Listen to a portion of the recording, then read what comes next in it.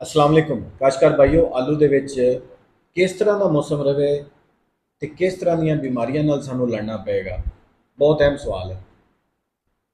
ਸਭ ਤੋਂ ਪਹਿਲੀ ਚੀਜ਼ ਇਹ ਹੈ ਕਿ ਅਗਰ ਸਤੰਬਰ ਦੀ 28 29 ਨੂੰ ਥੋੜੀ ਜੀ ਬਾਰਿਸ਼ ਦਾ ਚਾਂਸ ਦੱਸਿਆ ਹੈ।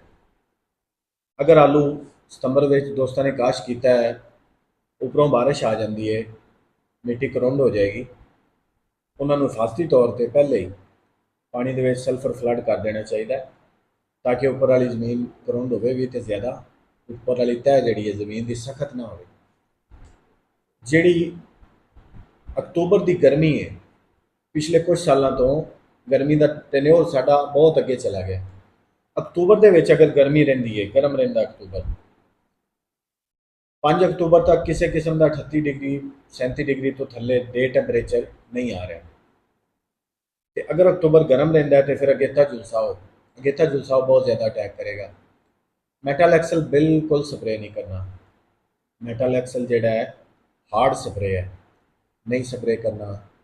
ਇਸ ਤੋਂ ਇਲਾਵਾ ਸ਼ੁਰੂ ਦੇ ਵਿੱਚ ਡਾਈਮੈਥੋਮਾਫ ਜਾਂ ਕੈਬਰੀਓਟਾਪ ਵਗੈਰਾ ਸਪਰੇ ਨਹੀਂ ਕਰਨੇ ਅਗਰ ਗਰਮ ਰਹਿੰਦਾ ਮੌਸਮ, ਕਿਉਂਕਿ ਹਾਰਡ ਸਪਰੇ ਨੇ। ਹਾਰਡ ਸਪਰੇ ਜਿਹੜੇ ਨੇ ਪੱਤੇ ਦੇ ਵਿੱਚੋਂ ਮੋਇਸਚਰ ਜਿਹੜਾ ਆਉਂਦਾ ਉਹਨੂੰ ਖਿੱਚਦੇ ਨੇ ਤਾਂ ਕਿ ਬਿਮਾਰੀ ਅੱਗੇ ਫੈਲੇ ਨਾ।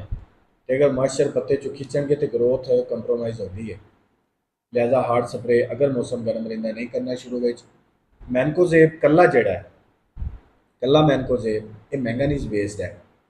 ਮੈਂਗਾਨੀਜ਼ ਇੱਕ ਮਾਈਕਰੋ ਨਿਊਟ੍ਰੀਐਂਟ ਹੈ, ਇਹ ਤੁਸੀਂ ਕਰ ਸਕਦੇ ਜੇ, ਬਹੁਤ ਅੱਛਾ ਰਿਜ਼ਲਟ ਦੇਗਾ।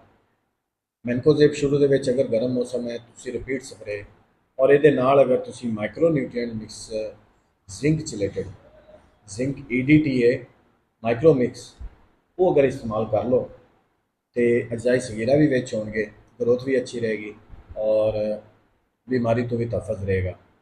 ਯਾਦ ਰੱਖੋ, ਬਿਮਾਰੀਆਂ ਤੋਂ ਸਭ ਤੋਂ ਪਹਿਲਾ ਜਿਹੜਾ ਤਹਫਜ਼ ਹੈ ਉਹ ਸਪਰੇ ਨਹੀਂ ਹੈ, ਉਹ ਮਤਵਾਜ਼ਨ ਖੁਰਾਕ ਹੈ। ਮਤਵਾਜ਼ਨ ਖੁਰਾਕ ਮਿਸਾਲ ਦੇ ਤੌਰ ਤੇ ਅਗੇਤਾ ਜੁਲਸਾਓ ਮੁਖਤਲਿਫ ਜ਼ਹਿਰਾਂ ਸਕਰੀਨ ਤੇ ਤੁਸੀਂ ਦੇਖ ਸਕਦੇ ਜਿਹਦੇ ਨਾਲ ਕਵਰ ਹੋ ਜਾਂਦਾ। ਲੇਕਿਨ ਬੋਟਰਾਈਟਸ ਇੱਕ ਬਿਮਾਰੀ ਹੈ, ਛੋਟੇ ਛੋਟੇ ਦਾਣੇ ਨੁਮਾ ਪੱਤੇ ਦੇ ਉੱਪਰ ਨਿਸ਼ਾਨ ਬਣਦੇ ਨੇ ਬੇਸ਼ੁਮਾਰ, ਔਰ ਫਸਲ ਰੁਕ ਜਾਂਦੀ ਹੈ। ਇਹਦਾ ਜਿਹੜਾ ਆਖਰੀ ਹੱਲ ਕੱਢਿਆ ਗਿਆ ਉਹ ਇਹੀ ਹੈ ਕਿ ਮਤਵਾਜ਼ਨ ਖਾਦਾਂ। ਮਤਵਾਜ਼ਨ ਖਾਦਾਂ ਤੋਂ ਮੁਰਾਦ ਇਹ ਹੈ ਕਿ ਤੁਹਾਡੇ ਜਿਹੜੇ ਸਪਰੇ ਨੇ ਉਹਦੇ ਵਿੱਚ ਜ਼ਾਇਦ ਸਗੀਰਾ, ਕਾਪਰ, ਮੈਂਗਨੀਜ਼, ਬੋਰਾਨ, ਇਸ ਤਰ੍ਹਾਂ ਦੇ ਜਿਹੜੇ ਐਲੀਮੈਂਟਸ ਨੇ ਲਾਜ਼ਮੀ ਨੇ। ਮੈਗਨੀਸ਼ੀਅਮ ਸਲਫੇਟ, ਮੈਗਨੀਸ਼ੀਅਮ ਇੱਕ ਮੇਜਰ ਖਾਦਾਂ ਦੇ ਵਿੱਚ ਆ ਚੁੱਕਿਆ ਹੈ ਤੇ ਮੈਗਨੀਸ਼ੀਅਮ ਸਲਫੇਟ ਬਹੁਤ ਅੱਛਾ ਲਾਜ਼ਮੀ ਇਸਤੇਮਾਲ ਕਰੋ। ਇਹਦੇ ਵਿੱਚ ਇੱਕ ਵਾਈਟ ਆਉਂਦਾ ਹੈ, ਇੱਕ ਬਲੂ ਕ੍ਰਿਸਟਲ ਆਉਂਦਾ ਹੈ ਜਿਹਨੂੰ ਅਸੀਂ ਕਾਪਰ ਕੋਟਡ ਵੀ ਕਹਿੰਦੇ ਹਾਂ। ਜਿਹੜਾ ਕਾਪਰ ਕੋਟਡ ਮੈਗਨੀਸ਼ੀਅਮ ਸਲਫੇਟ ਹੈ ਉਹਨੂੰ ਮੈਗਨੀਸ਼ੀਅਮ ਹੈਪਟਾਹਾਈਡਰੇਟ ਵੀ ਕਹਿੰਦੇ ਹਾਂ। ਉਹਦਾ ਬਹੁਤ ਅੱਛਾ ਰਿਜ਼ਲਟ ਹੈ ਔਰ ਉਹ ਐਜ਼ ਅ ਫੰਜੀਸਾਈਡ ਵੀ ਕੰਮ ਕਰ ਜਾਂਦਾ ਕਿਉਂਕਿ ਉਹ ਕਾਪਰ ਕੋਟਡ ਹੁੰਦਾ। ਲਿਹਾਜ਼ਾ ਅਗਰ ਅਕਤੂਬਰ ਗਰਮ ਹੋਇਆ ਤੇ ਸਾਨੂੰ ਅਗੇਤੇ ਜੁਲਸਾਓ ਨਾਲ ਲੜਨਾ ਪਏਗਾ। ਅਗਰ ਅਕਤੂਬਰ ਐਂਡ ਤੇ ਜਾਂ ਨਵੰਬਰ ਦੇ ਵਿੱਚ ਧੁੰਦਾਂ ਪੈਣੀਆਂ ਸ਼ੁਰੂ ਹੋ ਗਈਆਂ ਤੇ ਫਿਰ ਸਾਨੂੰ ਪਿਛੇਤੇ ਜੁਲਸਾਓ ਨਾਲ ਲੜਨਾ ਪਏਗਾ। ਪਿਛੇਤੇ ਜੁਲਸਾਓ ਵਾਸਤੇ ਤੁਸੀਂ ਸਕਰੀਨ ਤੇ ਸ਼ੋ ਨੇ ਸਾਰੇ ਬ੍ਰਾਂਡ ਕਰ ਸਕਦੇ ਜੇ, ਲੇਕਿਨ ਸਾਦਾ ਸਾਈਮੋਕਸਨਲ ਤੇ ਡਾਈਮੈਥੋਮਾਰਫ ਇਹ ਜ਼ਹਿਰਾਂ ਜਿਹੜੀਆਂ ਨੇ ਬਹੁਤ ਅੱਛੀਆਂ ਨੇ, ਪਿਛੇਤੇ ਜੁਲਸਾਓ ਨੂੰ ਕਾਫੀ ਅੱਛਾ ਕੰਟਰੋਲ ਕਰਦੀਆਂ ਨੇ ਔਰ ਕਾਸਟ ਇਫੈਕਟਿਵ ਵੀ ਨੇ। ਇਸ ਤੋਂ ਬਾਅਦ ਅਗਰ ਬਲੈਕ ਲੈਗ ਦਾ ਇਸ਼ੂ ਆਉਂਦਾ ਹੈ, ਤੁਹਾਡੀ ਜਿੱਥੇ ਆਲੂ ਕਾਸ਼ ਕਰਦੇ ਜੇ ਉੱਥੇ ਉਸ ਜ਼ਮੀਨ ਦੇ ਵਿੱਚ ਬਲੈਕ ਲੈਗ ਦਾ ਇਸ਼ੂ ਆਉਂਦਾ ਹੈ ਤਾਂ ਨਾ ਨੀਚੋਂ ਗਲਣਾ ਸ਼ੁਰੂ ਹੋ ਜਾਂਦਾ ਹੈ। ਇਹ ਬਿਮਾਰੀ ਬੜੀ ਮੌਲਕ ਹੈ, ਖਾਸ ਤੌਰ ਤੇ ਅਗਰ ਬਲੈਕ ਲੈਗ ਸ਼ੁਰੂ ਹੋ ਜਾਵੇ ਔਰ ਧੁੰਦਾਂ ਦਾ ਮੌਸਮ ਹੋਵੇ ਤੇ ਫਸਲ ਨੂੰ ਤਬਾਹ ਕਰ ਦਿੰਦੀ ਹੈ। ਬਲੈਕ ਲੈਗ ਜਿਹੜੀ ਹੈ ਇਹਦੇ ਵਾਸਤੇ ਹਿਫਾਜ਼ਤੀ ਤਦਬੀਰ ਹੈ। ਹਿਫਾਜ਼ਤੀ ਤੌਰ ਤੇ ਅਗਰ ਤੁਸੀਂ ਕਾਪਰ ਸਲਫੇਟ ਜਾਂ ਕਾਪਰ ਹਾਈਡਰੋਕਸਾਈਡ ਜਾਂ ਕਾਪਰ ਆਕਸੀਕਲੋਰਾਈਡ, ਇਹ ਕੁਝ ਜ਼ਹਿਰਾਂ ਨੇ, ਇਹਨਾਂ ਨੂੰ ਪਹਿਲੇ ਹਿਫਾਜ਼ਤੀ ਤੌਰ ਤੇ ਸਪਰੇ ਜਾਂ ਫਲੱਡ ਵਿੱਚ ਕਰ ਦਿਓ ਤੇ ਕਾਫੀ ਹੱਦ ਤੱਕ ਬਚਤ ਰਹਿੰਦੀ ਹੈ। ਲੇਕਿਨ ਇੱਕ ਦਫਾ ਬਲੈਕ ਲੈਗ ਆ ਜਾਏ ਤੇ ਫਿਰ ਇਹਦਾ ਮੁਕੰਮਲ ਕੰਟਰੋਲ ਨਹੀਂ ਮਿਲਦਾ। ਫਿਰ ਸਕੈਬ ਦਾ ਇਸ਼ੂ ਹੈ, ਆਲੂ ਦੇ ਉੱਪਰ ਚੀਤਰੀ ਦਾ ਆਉਣਾ। ਸਕੈਬ ਤੇ ਬਹੁਤ ਜ਼ਿਆਦਾ ਰਿਸਰਚ ਹੋਈ, ਸਕੈਬ ਦਾ ਕੋਈ ਪ੍ਰੋਪਰ ਹੱਲ 100% ਨਹੀਂ ਹੈ, ਲੇਕਿਨ ਕੁਝ ਫੀਡਬੈਕ ਮੈਨੂੰ ਆਏ ਨੇ। ਮੈਸਟੋ ਕਾਫੀ ਹੱਦ ਤੱਕ ਬੀਜ ਨੂੰ ਲਗਾਉਣ ਵਾਸਤੇ ਅੱਛੀ ਦਵਾਈ ਹੈ ਔਰ ਇਹ ਮੈਸਟੋ ਦੇ ਫੀਡਬੈਕ ਅੱਛੇ ਆਏ ਨੇ।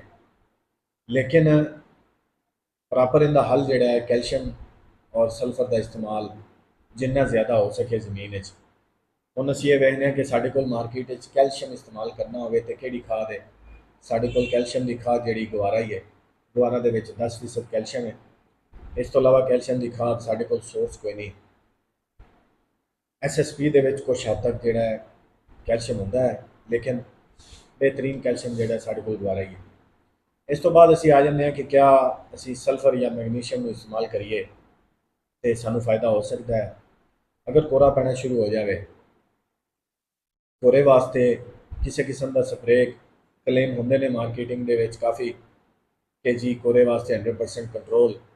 ਕੋਰੇ ਵਾਸਤੇ 100% ਕੰਟਰੋਲ ਕੋਈ ਵੀ ਨਹੀਂ ਹੈ, ਕੁਦਰਤੀ ਅਮਲ ਹੈ। ਲੇਕਿਨ ਮਤਵਾਜ਼ਨ ਖਾਦ ਕੋਰੇ ਆਉਣ ਤੋਂ, ਕੋਰੇ ਦਾ ਸੀਜ਼ਨ ਜਿਸ ਵਕਤ ਤੁਸੀਂ ਮਹਿਸੂਸ ਕਰੋ ਕੋਰਾ ਬਣਨਾ ਸ਼ੁਰੂ ਹੋ ਰਿਹਾ ਹੈ, ਮੌਸਮ ਇਸ ਤਰ੍ਹਾਂ ਦਾ, ਪਹਿਲੇ ਹਿਫਾਜ਼ਤੀ ਤੌਰ ਤੇ 2 ਸਪਰੇਅ ਤੁਸੀਂ ਕਰਨੇ ਨੇ। ਅਮਾਈਨੋ ਐਸਿਡ ਕੋਈ ਅੱਛੇ ਤੋਂ ਮੁਰਾਦ ਹੈ ਇੰਪੋਰਟਡ, ਅੱਛਾ ਕੋਈ ਕਿਸੇ ਅੱਛੇ ਗਰੁੱਪ ਦਾ, ਅੱਛੀ ਕੰਪਨੀ ਦਾ ਲੈ ਕੇ ਅਮਾਈਨੋ ਐਸਿਡ 500 ml और माइक्रो न्यूट्रिएंट जायज वगैरह ਜਾਂ ਜ਼ਿੰਕ ਚਿਲੇਟਡ ਉਹ 100 ਤੋਂ 150 ਗ੍ਰਾਮ ਇਹਦੇ ਵਿੱਚ ਮਿਲਾ ਕੇ ਸਪਰੇਅ ਕਰਾ ਦਿਓ। ਇਹ 2-3 ਸਪਰੇਅ ਉੱਪਰ ਨੀਚੇ ਕਰਾਓ ਔਰ ਜ਼ਿੰਕ ਚਿਲੇਟਡ ਦਾ ਫਲੱਡ ਲਾਜ਼ਮੀ ਕਰਾਓ। ਕੋਰੇ ਵਾਸਤੇ ਚਿਲੇਟਡ ਜ਼ਿੰਕ ਦਾ ਫਲੱਡ ਕਰਨਾ ਬਹੁਤ ਜ਼ਿਆਦਾ ਇਫੈਕਟਿਵ ਪਾਇਆ ਗਿਆ ਹੈ। ਫੀਲਡ ਦੇ ਵਿੱਚ ਪ੍ਰੂਵਨ ਰਿਜ਼ਲਟ ਆਏ ਨੇ।